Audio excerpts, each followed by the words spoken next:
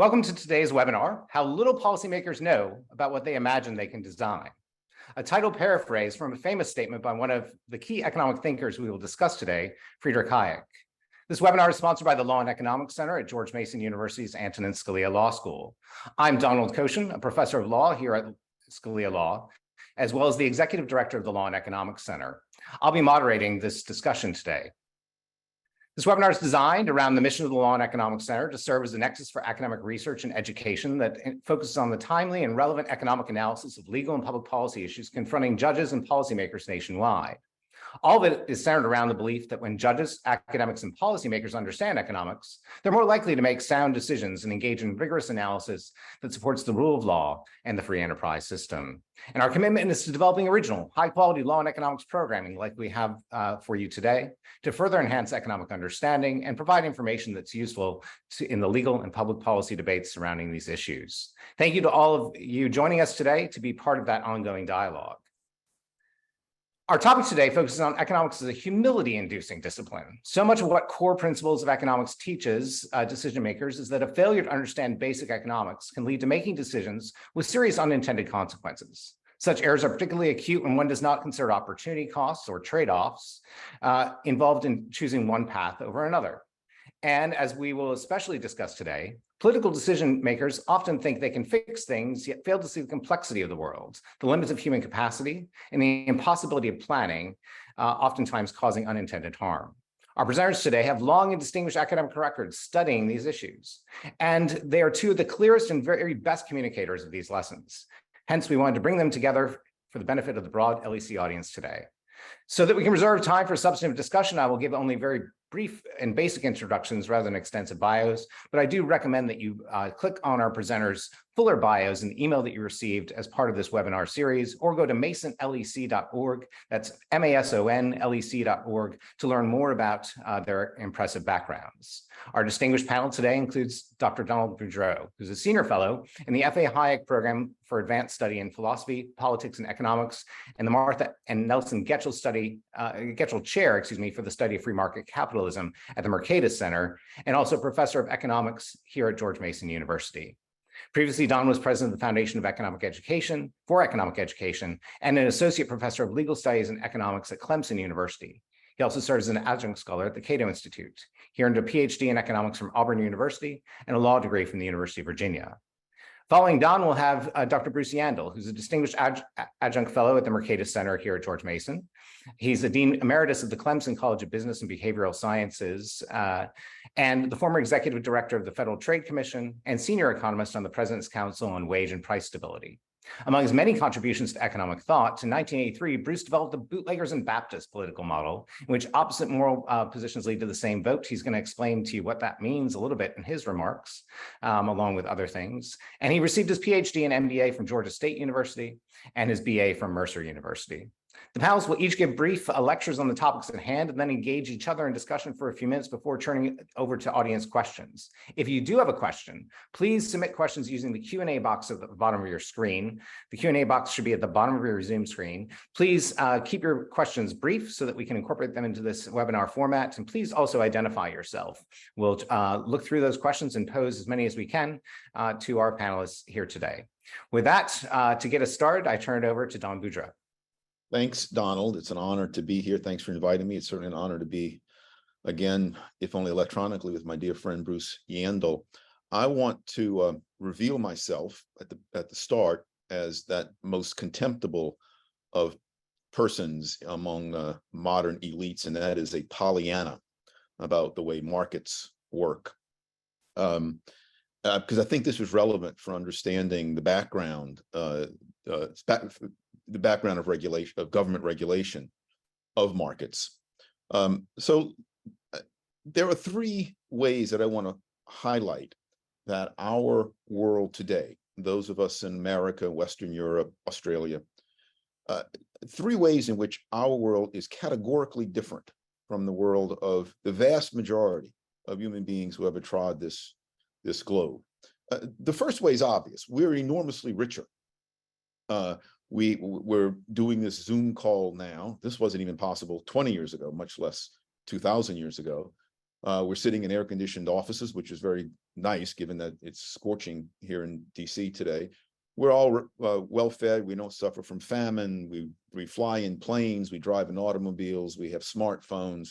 We're just enormously richer, about 3,000 times richer, according to the economic historian Deirdre McCloskey, than were the vast majority of any of our pre-industrial ancestors. So that's obvious, I think, and I think it's important. But even more remarkable is how that comes about. So a second way in which we differ from the vast majority of the people who came before us, before the industrial age, is that we are enormously dependent upon strangers. Our pre-industrial ancestors depended a bit on strangers, but the vast majority of what they consumed is something that they either produced themselves personally. They helped build their own hut, make their own pottery, or they knew the people who built the things that they consumed, who grew the food, who wove the baskets, who made the barrels, who tailored the clothing. They knew those people. They could identify them by face, by and large. Today, we are, each of us, dependent upon, in some cases, billions of strangers spread around the globe. Think about the clothes on your back, the food you had for breakfast, the food you're going to have for lunch. Think of the air conditioning that you're enjoying, the cars you drive in, the airplanes you fly in, your smartphones. Who made those things? You have no idea. All these strangers. And today it truly is a web of strangers spread around the globe. All these things come from strangers. We rely on strangers for our very lives. And it seems to work pretty well because we're all well fed and we're all well shod and we have air conditioning. That's pretty amazing. How does that happen? It's an astonishing thing. In fact, it's also astonishing that it happens so regularly we take it for granted. We walk to the supermarket, go into the supermarket, and there's milk in the refrigerator. There's the canned goods. There are fresh vegetables available. We take it for granted. If you walk into a supermarket and you found no milk or you found no broccoli, you would be astonished. So, wow, this is something wrong with the supermarket. I'm never coming here again. I'm gonna go to the other one down the street. And so it works so well, we don't even think about it working. And yet it all depends somehow upon strangers having their productive activities coordinated in a way that bring us these things on a regular basis. But a third way in which our lives differ categorically from those of our pre-industrial ancestors, and this I think is the most remarkable way, is that not only are we dependent upon lots of strangers, many more than our ancestors were, for the things that we consume. Everything that we consume, or the vast majority of things that we consume, is something that no person knows how to make or could possibly know how to make. The vast majority of things that were consumed in the pre-industrial period are things that some person could describe pretty much from beginning to end: how to construct, how to make a pottery bowl, how to build a mud hut, how to make a thatched roof, how to build a carriage wheel, how to build a carriage, how to cut out a canoe. One or two people had all that knowledge in their head. The vast majority of what we consume today, it consists of knowledge spread out over many, in some cases, millions or billions of minds, M-I-N-D-S. In the flyer for this program, the famous iPencil story was mentioned. And the reason that story, which I'm going to share with you just in case you are unfamiliar with it, that story is so powerful precisely because the pencil is such a simple device. We take it for granted. I'll soon turn 65 years old. I've used pencils all my life. I don't ever recall purchasing one. They're just around. You want a pencil, you dig behind the cushion in your couch, or you pull out you look in your junk drawer and there's one there, or you ask a stranger, hey, can I have a pencil? And they give you a pencil. And yet it's a remarkable product. No one knows how to make a pencil. It's actually a lot more complicated than it looks, but let's keep it simple. There are roughly half a dozen elements in this pencil. There's the cedar wood, There's the lead, which you know isn't lead. It's a combination of graphite and clay. There's the enamel paint to keep your fingers from getting splintered when you use the pencil. There's the aluminum ferrule that holds the eraser onto the shaft of the pencil. By the way, that's one of the few ways in which the pencil today differs from how pencils were until about 1980 or 85. Until then, the ferrule was made of brass. Now it's made of aluminum. Otherwise, today's pencils are just the same as they were when I was a young man. And there's the eraser, which of course is rubber and the stuff from volcanic ash mixed together. And so what would it take for one person to know how to make this pencil? Well, if one person were to have in his or her head every bit of knowledge required to make this pencil, that person, I've already told you, it's cedar wood. That person would have to know where to find cedar trees. That's easy. And then but that person would have to know how to get that cedar tree into a nice octagonal shape, such as this, with a perfectly round cylindrical center, such that when you put the lead in and you try to sharpen the pencil, the lead sharpens rather than cracks. So that person would have to know how to build an axe or make a saw, which means that person would have to know how to get iron ore, how to dig in the ground, how to smelt the iron ore, how to turn the iron ore into a blade for an axe or for a saw. Already that's a lot of information. The pencil person would then have to know where to get the clay. There are 30,000, I think, more or less varieties of clay just in the United States, I'm told. Pencil person have to know how to get the clay, how to mix it with the graphite, how to build an oven to turn the clay into and graphite mixture into this.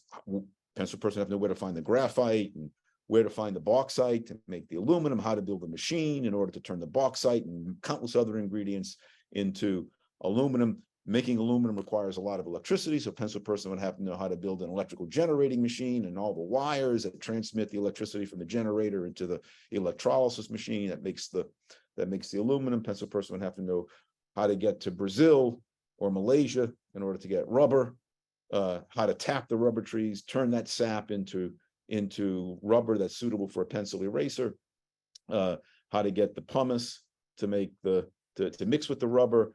And maybe the most complicated thing of all is the paint. This is probably a petroleum-based paint, could be linseed oil.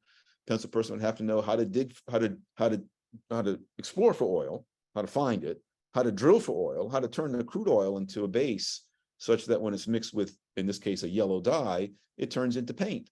That's just scratching the surface of the pencil. The point is, this pencil has in it the knowledge of, no one could possibly know the exact number.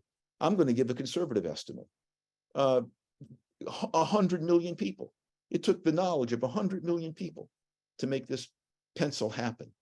The vast majority of them had no idea that when they went to work that morning that they were making a pencil that I'm going to hold today in a Zoom lecture. They had no idea they were contributing to pencils. They just went off to work in the oil field or on the rubber plantation.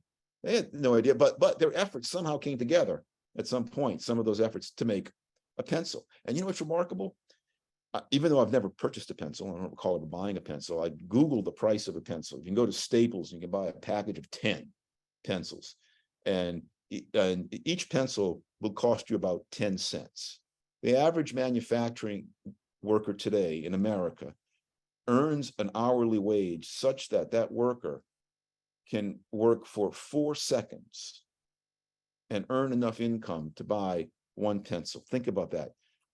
A worker in America today goes to the factory, works for 4 seconds, earns enough income to purchase something that it takes 100 million, at least, people to produce. That's astonishing.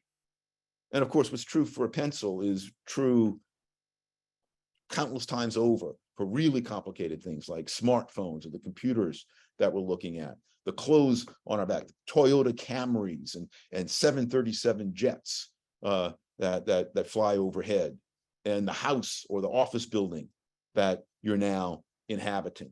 All of these things are built for us by strangers, and none of these things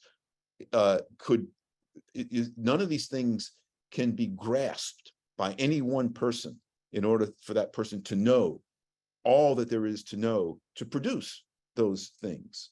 We have this system we've somehow stumbled upon in the last 200 or 300 years, a system that encourages people to produce, and to produce in a way that results in this incredibly prolific stream of outputs of things that make modern life what we expect it to be. And it does so very well, so very silently, that again, we take it for granted.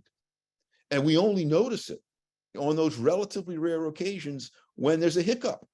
You notice it if you go to the supermarket and there's no skim milk that you want to buy. There's only 2% and whole milk. No skim milk. We notice it when a refinery goes offline and there are localized gasoline shortages for a few days. We obviously noticed it during the COVID lockdowns, but even then we survived somehow, and none of us went hungry in today's world.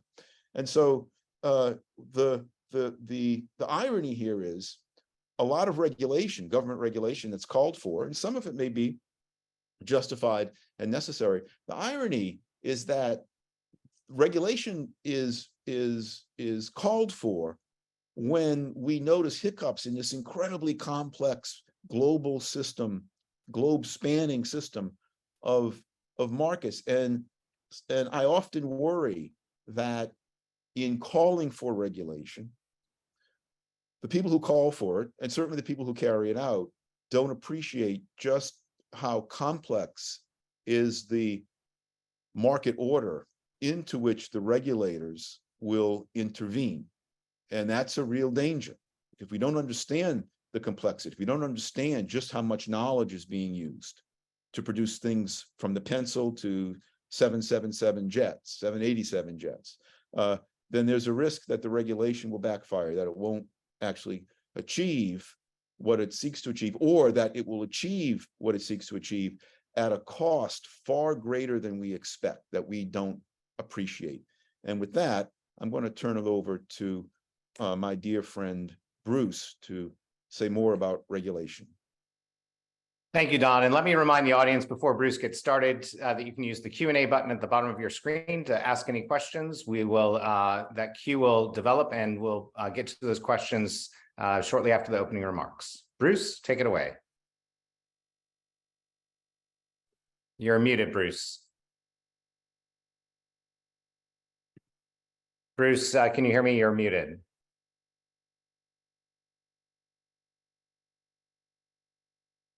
Mute. There you go. We've got you now. Now we're fixed. Thanks a lot, Don. Don, it's great to be with you again, Don Boudreau. We've chewed on lots of issues over many years, and we're back together again. The marvelous forces that you've described, these market forces, still matter a lot when we try to regulate. You've introduced the notion that there are times where there are problems, and some people call them market failures, where government comes in and says, let's see if we can't make things better. And when that happens, of course, the regulator assumes the challenge of the knowledge problem, which you have described so fully for us. Let me take you to a familiar scene to sort of launch this discussion of regulation. Maybe this is something that has happened to you.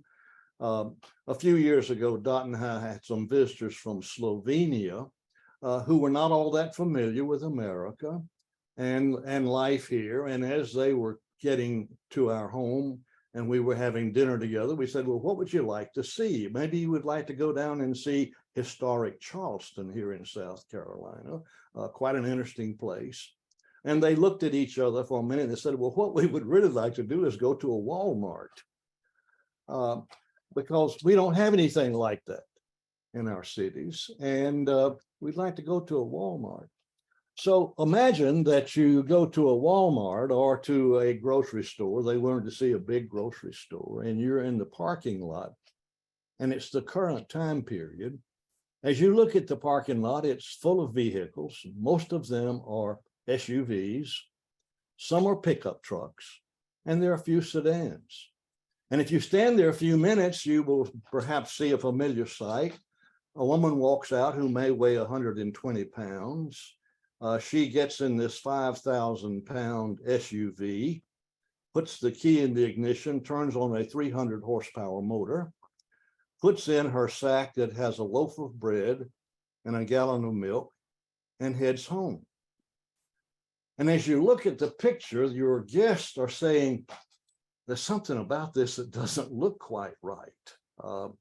We don't move around in giant vehicles like that where we come from. How do you explain that? Oh, the explanation has to do with our pursuit of fuel efficiency. And so there's this kind of, you mean this came about because of fuel efficiency? Yes. It was perhaps an unintended outcome.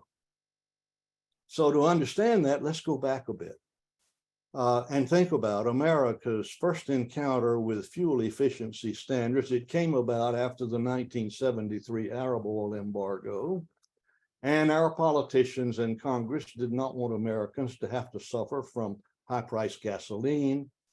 And so we put in a system of price controls that limited the price increases of gasoline that we would all encounter. And that also required a system of allocation of gasoline by state.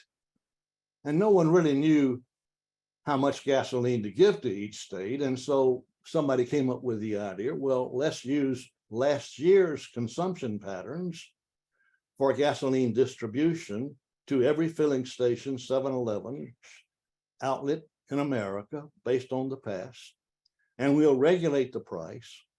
And of course, since the price was regulated below what might be called market equilibrium, the quantity demanded was large, we bumped into shortages, and everything had changed in that year. And so what seemed like the right allocation for Chitlin Switch, Georgia, turned out not to be so good. They had gasoline running out of their ears, but then some folks over in Savannah didn't have enough. And so that was part of the problem, and it was part of this knowledge problem. And so as things continued to roll, Congress decided, well, what we need to do is to get the auto industry to produce the kinds of vehicles they would have produced if we had allowed the price to go up. They would then have produced more fuel efficient automobiles. And so we will get the auto industry to produce fuel efficient automobiles. And so they passed legislation in 1975, setting the first CAFE standard, which would take place in 1978. And the last one in that legislation was 5 years later. And then they said, Department of Transportation, you fill in the blanks for the intervening years. And now in the regulations that were passed, there were rather severe increases in the fuel efficiency for sedans, for automobiles, but not much for pickup trucks. And so the intervening fuel economy, by the way, the question as to what would be the rate of increase in fuel efficiency was a big question. I participated in those proceedings at the Department of Transportation, and there in the room were representatives of the major auto companies. Well, it turned out that General Motors said, let's load it up heavily up front.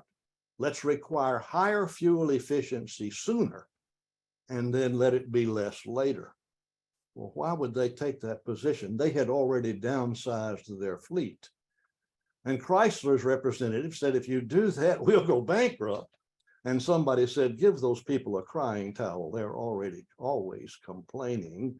And so those numbers got filled in, and they were uploaded pretty heavy on the front end. And General Motors had competed in the political economy and perhaps improved their position.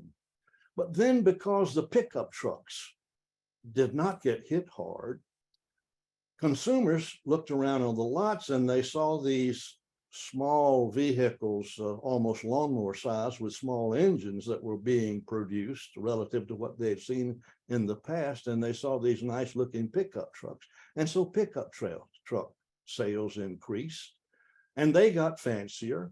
And all of a sudden, Ford Motor Company developed a body that they put on their F-150 pickup truck frame, and lo and behold, the first Explorer hit the market.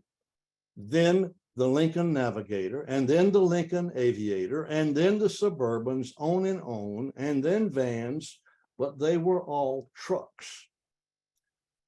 And they had a lighter regulatory burden on them than did the vehicles. Suddenly, the SUV became the popular vehicle, all in the name of fuel efficiency, and people moved away from sedans. I don't think that that was intended by the regulators. And so as things moved on and the pickup truck sales exploded, the auto industry lobbied and got tariffs, restrictions placed on the importation of pickup trucks from foreign countries. And so the market got protected. And then the auto industry persuaded the executive branch to lobby Japan to impose voluntary restraints on the shipment of vehicles from Japan, which they did successfully. And so our search for fuel efficiency then led to the cartelization of the Japanese auto market by government in Japan, as they provided the tickets for vehicles to be shipped to America. And our industry was already cartelized by regulation. And so government became endogenous to the industry. It was no longer a case of intervening in a marketplace. Government became a participant in the industry. And so then when the industry gets in trouble, government bails them out. And now we have that strange picture in a way. President Biden is talking right now, as we talk, about raising the fuel economy standards that are in place for the American fleet. Meanwhile, the standard has been raised significantly for light vehicles, trucks included, but talking more about raising the standard. But the conversation is not couched in terms of fuel efficiency, it's couched in terms of global climate change, the fundamental threat to civilization as we know it. And so now, when we talk about automobiles and fuel efficiency and miles per gallon, the discussion has taken on an ethical or a moral dimension. And so it is, what is the right thing to do? What is the moral thing to do? And when morality gets wrapped into the regulatory process, that introduces the notion of bootleggers and Baptists. And so Baptists, in quotation marks, love laws that shut down liquor stores on Sunday. And bootleggers love those laws too, provided they're carefully enforced, because that eliminates competition one day a week. And the bootlegger goes to the liquor store on Saturday, buys booze, and puts it in the drinking houses for sale on Sunday. And the bootlegger doesn't have to go down and lobby with a sign in front of the state legislature saying, help your local bootlegger make a dishonest living. The Baptists do it for them. And the Baptists make sure that the laws are enforced. Notice, most drinking laws, none that I know of, ever prohibit drinking on Sunday. They prohibit selling on Sunday. The bootleggers would never support a law that prohibits drinking, and maybe a lot of Baptists might not either, but the combination of the two. And so now we get to fuel efficiency again, and now it's climate change, and now it's electric vehicles, and now there's a subsidy that goes to the producer of electric vehicles provided by the gas engine producers, because they are not able to hit the new standard, but they can buy permits or rights from Tesla. And so in one recent year, Tesla received $1.4 billion in fees paid by the auto industry, while everyone is celebrating this wonderful electric car producer that has emerged. And so let me stop and take a quick breath. And now we look at this industry and you say, is that happening anywhere else? Well, there's something called the CHIP Act. And so now government has stepped in to address the problem of the scarcity of microchips. And of course, we could add to this list as we think about regulation, how it expands, the knowledge problem that is encountered, and perhaps the unexpected outcomes that arise. Now, we in economics received a warning about this years ago in 1759 when Adam Smith wrote his theory of moral sentiments. He referred to what he called the man of systems. Think about that as the politician who is trying to bring together enough information to solve a very complex problem. Smith said he seems to imagine that he can arrange the different members of a great society with as much ease as the hand arranges different pieces on a chessboard. He does not consider that the pieces on the chessboard have no other principle of motion besides that which the hand impresses on them, but that in the great chessboard of human society, every single piece has a principle of motion of its own, altogether different from that which the legislature might choose to impress upon it.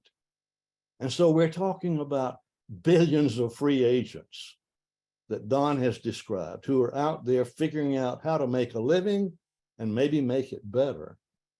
And all of those strangers that are cooperating, even though they don't realize they are cooperating to provide us with our daily meals and comforts. And now when we try to intervene, we bump into issues and problems that could not have been imagined before. And the knowledge problem then hits us between the eyes. Thanks a bunch. Thank you, Bruce. Don, any thoughts on what Bruce just introduced? No, it's just a beautiful story of the unintended consequences of regulation. Sometimes they are genuinely unintended. One of my favorite examples is regulate occupational licensing for electricians. There was a study done a number of years ago that found a positive correlation between the strictness of regulating entry into the profession of being an electrician and the number of electrocutions in a state. Some states regulate, set the requirements about who can and under what conditions set up shop as an electrician. And those states where it's more difficult to become an electrician, where the qualifications are higher, you'd think that having higher qualifications would lead to lower electrocutions because you get better electrical work. But in fact, the opposite occurs. You have more people being electrocuted in states that have very strict requirements on who can and who can't set up shop as an electrician. And again, of course, the explanation is when you restrict entry into being an electrician, you raise the cost of hiring an electrician. And people then do more electrical work at home on their own, and they're not as good as even a fairly modestly talented electrician. And so you get more electrocutions at home. So that I think that's an unintended consequence of regulating the quality of people who can practice as electricians. But Bruce pointed out an unintended consequence of the fuel efficiency regulations. We wound up getting these gigantic SUVs because the regulators didn't think about the differences between trucks and sedans. And so in thinking about regulation, we encounter two knowledge problems and the unintended consequences. No one predicted it, but it happens, and very often those unintended consequences are negative. But the second knowledge problem is the knowledge that most people don't have, that people special interest groups can cleverly use the regulations in order to bring about benefits for them that come at the larger expense of the general public. This is the Baptist and bootlegger story that Bruce was telling. So I don't want to talk too much longer, but the general lesson here is that the market economy is so complex, and hence intervening into it is to intervene into this incredibly complex system of arrangements that we don't have the mind of God. God might be able to predict what all the consequences would be, but no human being can. And there'll always be ripples way down the line that most people, when they discover those ripples, find to be unacceptable. So I have a quick question for both of you. You just mentioned special interests, and we heard about the Baptists and the bootleggers and the different folks who can fit in those categories. Oftentimes, that word special interest is thrown out there as only being business or only sort of financial gain. Can you define what the scope of interest group politics and rent seeking is? Who engages in that behavior? Why do they engage in it? And is it limited only to business? Well, I would say all individuals seek to get benefits from government or from every way possible, but particularly from government. And so we fall into the category of being a special interest. The amazingly large and successful environmental organizations are seeking restrictions, for example, on the burning of coal, and so do the natural gas producers. And the natural gas producers in recent years made huge contributions to the environmental organizations who were doing their battle for them. They both wanted the same thing. Let's knock coal out of the picture and bring in natural gas. Both wanted the same thing. And so there was sort of a coalescing there of interest. Whether you say it's on a moral plane or just on I need to make more money plane, I think we would look at those special interests in the same way, broadly speaking, as we look at their behavior and try to predict the positions they might take. Yeah, it's certainly not just producers, not just businesses. No. It's any group that shares an intense interest in some outcome. Of course, business groups share in any industry share an intense interest in getting competitors restricted in order that they can raise their prices and restrict their output. So sugar, it's no mystery why all sugar farmers understand that they share the same interest with other sugar farmers. If the price of sugar goes up, well, their incomes go up. And sure, it's paid for by the general public, but that cost is spread out so widely that people in the general public barely realize it. The typical American today, I think, pays between $20 to $40 more a year. Excuse me, American family, between $40 to $80 more annually because of the U.S. sugar program than they would pay if there were no U.S. sugar program. But those benefits are concentrated on sugar producers. But it doesn't just have to be producers. Bruce mentioned the environmental lobby. These are people who sincerely, they're the Baptists. They have a sincere interest in changing the way we live in order to bring about what they regard to be necessary protection of the environment. We can agree or disagree with them, but they share that interest. And so they coalesce together. And when they coalesce together, they are in a better position to lobby government for the policies they prefer than are the vast majority of people who are also affected by those policies. But we're all spread out, and most of us aren't thinking, we don't think of ourselves chiefly as environmentalists, and so we pay the higher price for this product and that product. We might not like it, but we're not, it's such a small element of our lives that we're not motivated to organize and find and organize with other people who share that same interest. And one other special interest I think should be mentioned, and that is government workers themselves. I mean, the workers in the executive branch agencies, these are a special interest. They understand that their material welfare is affected by the size of the government budget and the size of their particular agency's budget, and so they will understandably lobby to increase those budgets. Irrespective, I mean, of course, they'll say, well, this is going to help the general public. Maybe in some cases it will, but their lobbying for those increased budgets and increased powers is done chiefly in order to increase the welfare of the people in the executive branch, and not because they genuinely believe that it's good for the country.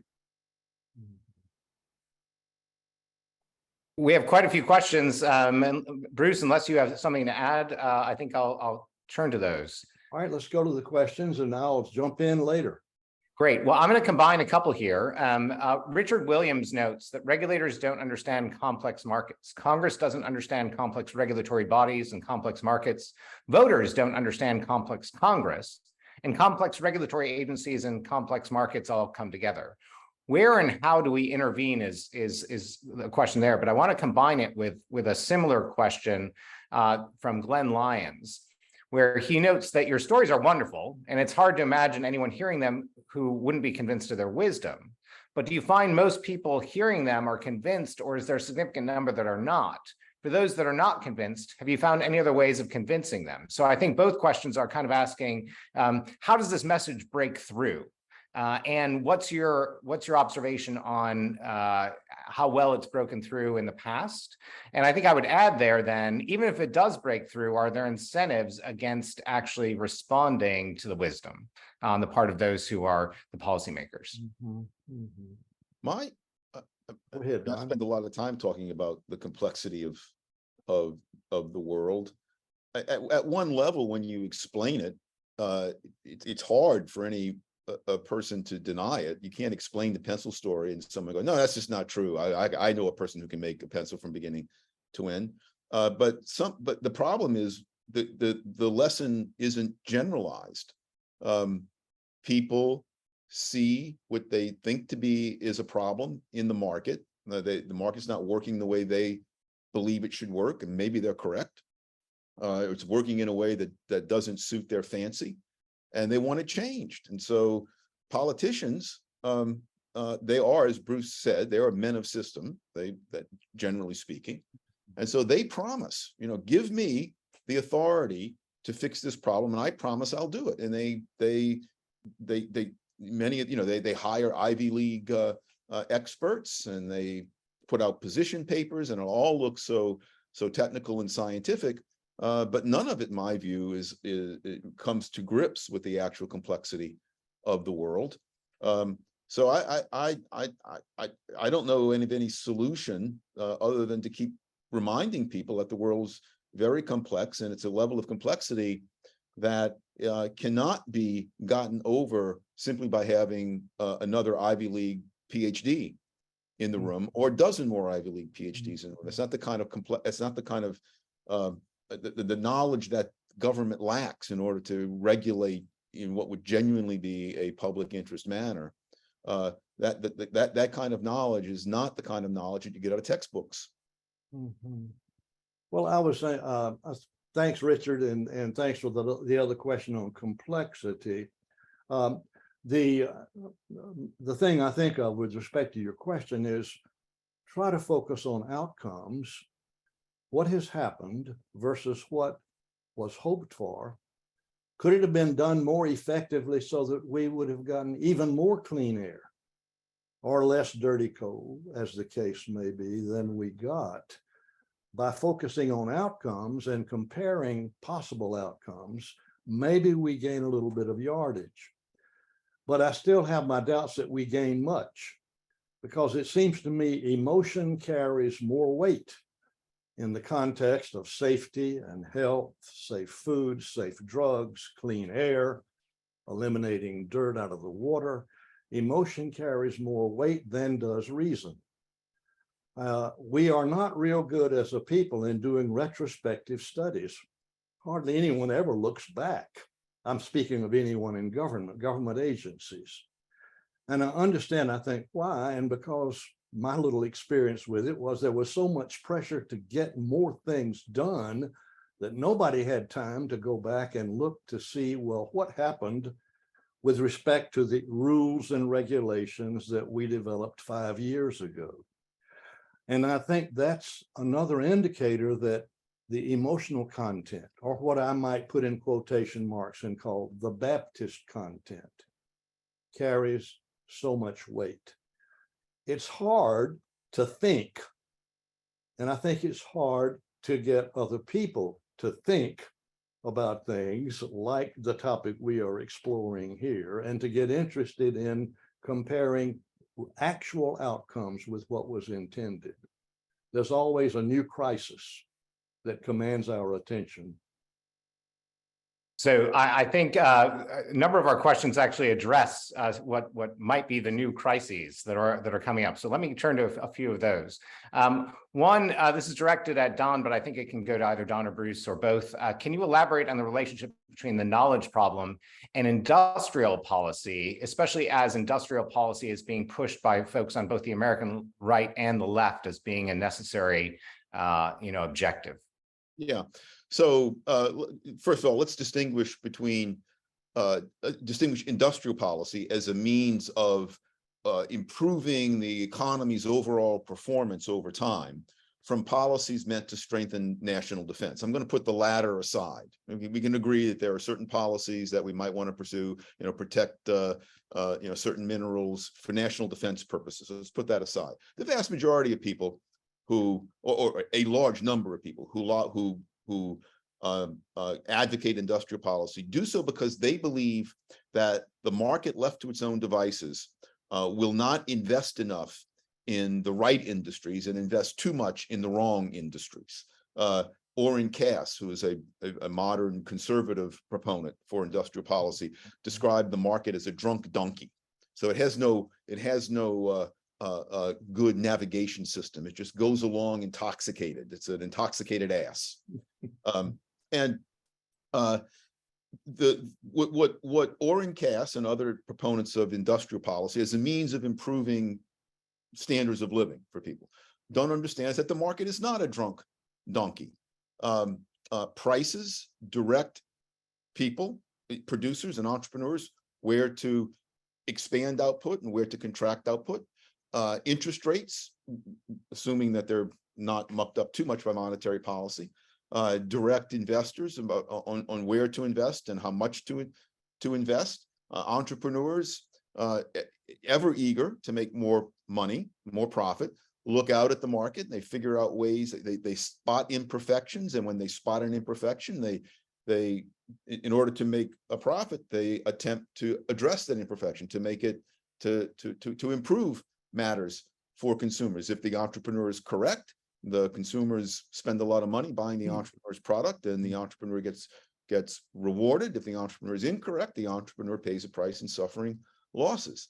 This system isn't perfect. No one's ever said it's perfect. Of course, there are at any moment the market is failing in countless different ways. But to return to my opening remarks, I think it's important to keep in mind that by and large it works remarkably well. You can't look out at the world that we have and say, well, this is the result of a drunk donkey. So if people, the industrial policy proponents somehow believe that politicians and bureaucrats who are spending and investing other people's money somehow are going to get it right more often than will investors and entrepreneurs spending their own money. Why do we suppose that people spending other people's money are more likely to get these investment decisions right more frequently than will people spending their own money? I find it incredible. And then if you look at the history of industrial policy, its history is not it's not a very promising one. It doesn't give us much good reason for supposing that it's going to work in the future. Yeah, well, nationalism does seem to be the mood of the era, not just here, but throughout the developed world. And so with that nationalism comes industrial policy. But again, I don't think it seems that the celebration takes place when the law is passed and the president signs it and everybody smiles in the Rose Garden. Okay, we won. What's next? Not many people go and look to see, well, what happened? Well, here's an item from the Wall Street Journal. Foreign firms are shaping up to be some of the biggest beneficiaries of America's new climate-focused industrial policy. Japan's Panasonic expects to reap $2 billion a year. Well, I don't know whether that was expected or not.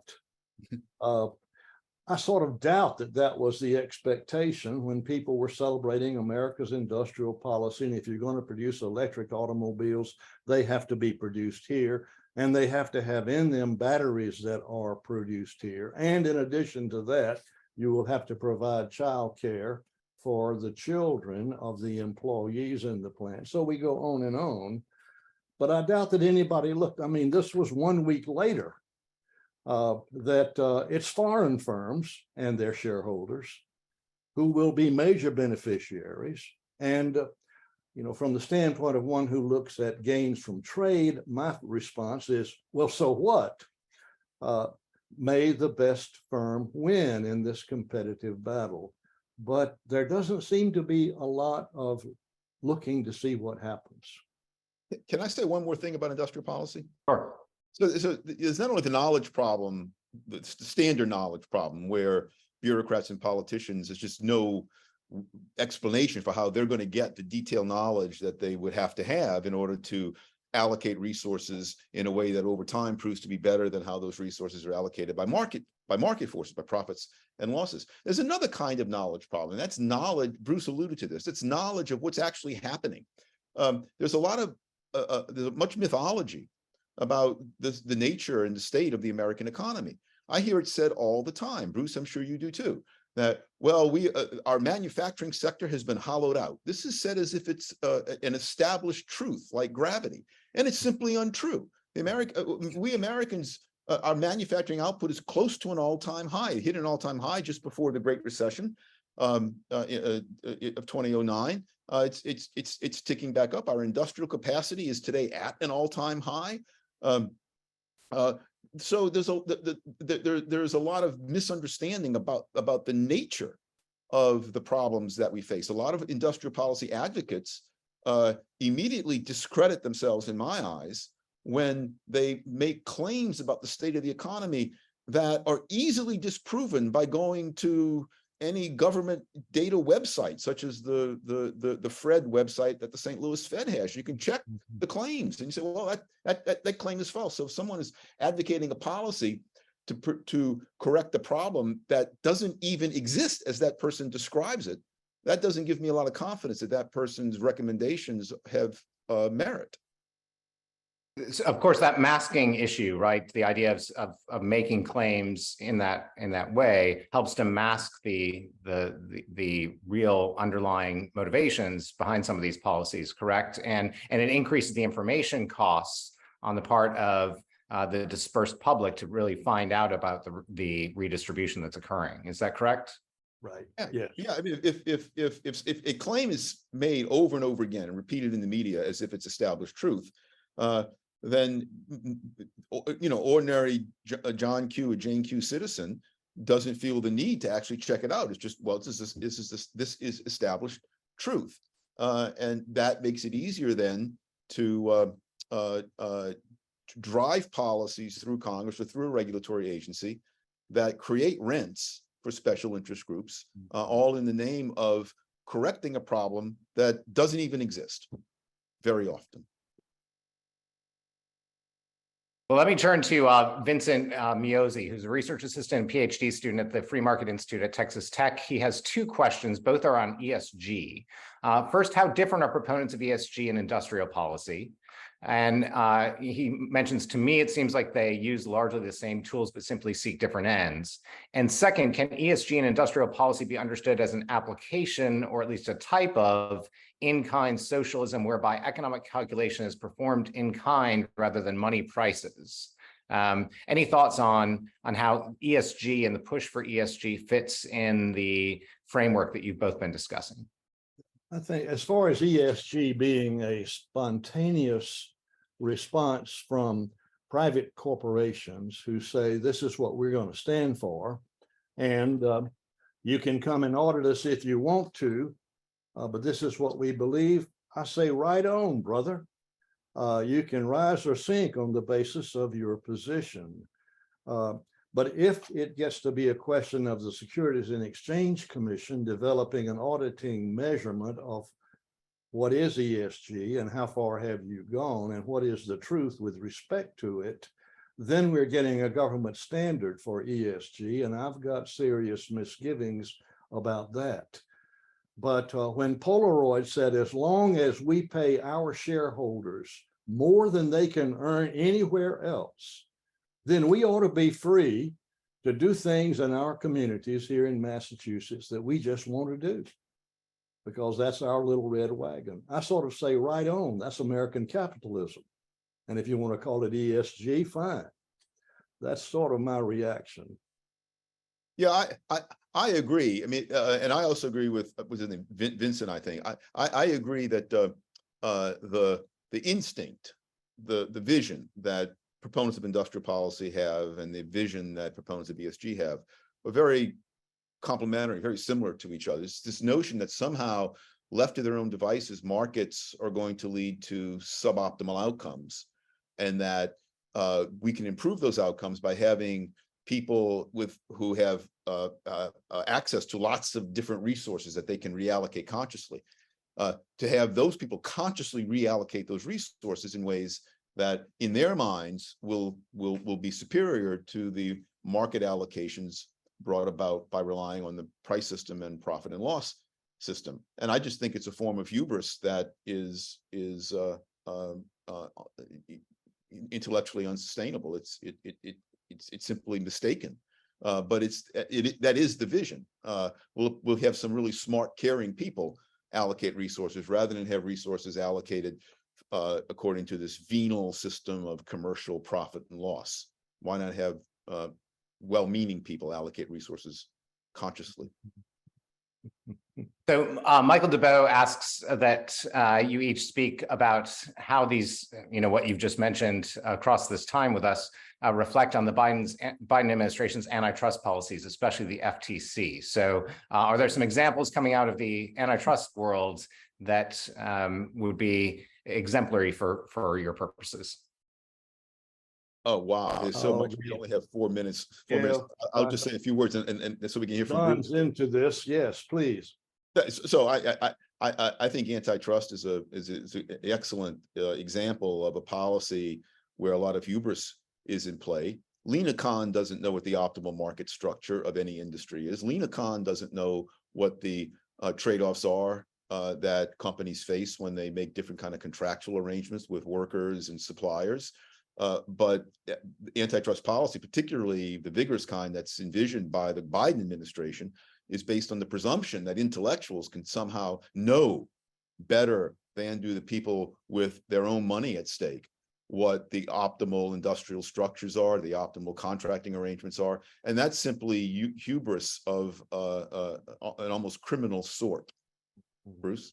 Yeah, well, just on the basis of the newly proposed guidelines, a lot has been forgotten by the minds at the Antitrust Division of the Justice Department and the Federal Trade Commission.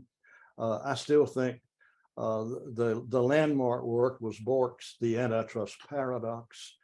And there was a lot of what was called the new learning in economics that had to do with displacing the notion that bigness by definition is bad.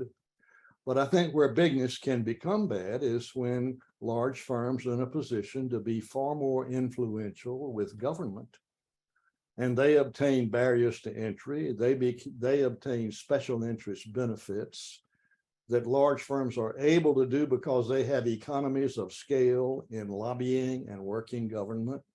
I think that's what we should be concerned about, not the fact that they're big firms because they're successful in marketplaces. Yeah, and really quickly, if you look at the history of antitrust, Bruce mentioned Robert Bork's book. It's called The Antitrust Paradox, and the paradox was that, wow, antitrust supposedly was set up to make the economy more competitive, but lo and behold, for the past 90 years, the book came out in the late 70s. Lo and behold, since the Sherman Act was passed, it seems like most of the cases actually suppressed competition and hurt consumers. What a paradox.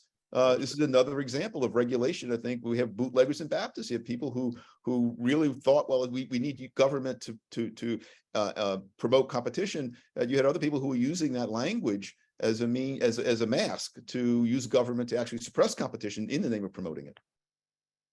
So we have several other questions, which I apologize to the audience, we won't have time to get to. We do want to be respectful of the audience's time and end at 1 o'clock. But it's always great when there are more questions than we can actually get to. That means we've generated a lively discussion. I want to ask each of you to take 90 seconds, though, to close us out. And in that 90 seconds, tell us what you really hope that the listeners and watchers today take away from this program in a nutshell. And I liked the idea of you giving some reading suggestions suggestions there. So if along the way you have a suggestion of something they should read or watch that would enlighten them even more after they close out this webinar, what would that be? Oh, so it won't surprise anyone who's listened to the last hour that the lesson that I wish more people would understand is just how astonishingly, inconceivably complex the modern market economy is. So be almost starstruck at how well it works. This complexity works. So don't forget the complexity. Always keep it in mind. My gosh, I mean, don't read you can read iPencil. It's an essay that came out in 1958, but the Competitive Enterprise Institute a number of years ago put out a video called iPencil, which is wonderful. It's only maybe 5 or 6 minutes, I believe. It's just spectacular. And then related to that, another video was done by my former colleague, Russ Roberts, who is a famous host of Econ Talk.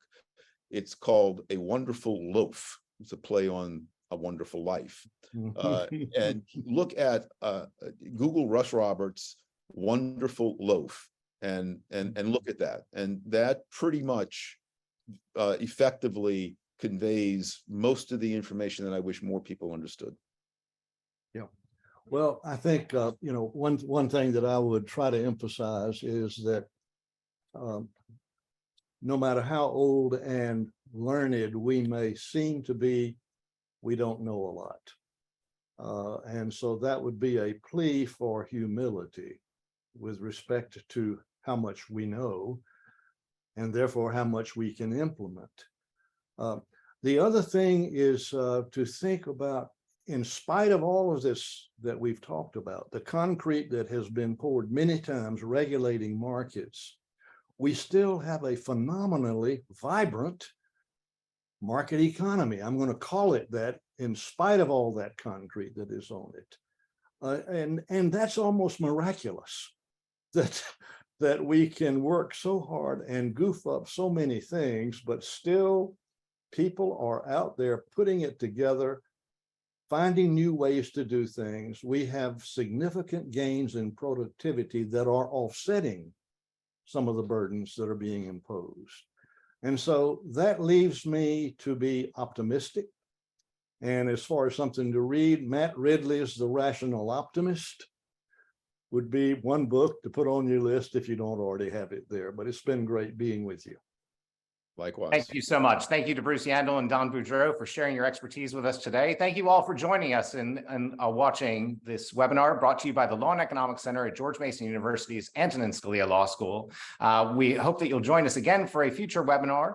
Our website is masonlec.org. That's masonlec.org. You can find out about all of our programming there. There are places to donate as well if you'd like to support educational programming like what you see today. And we look forward to continuing the conversation with you on so many different topics in the coming months. Thanks again. Hope you have a wonderful weekend.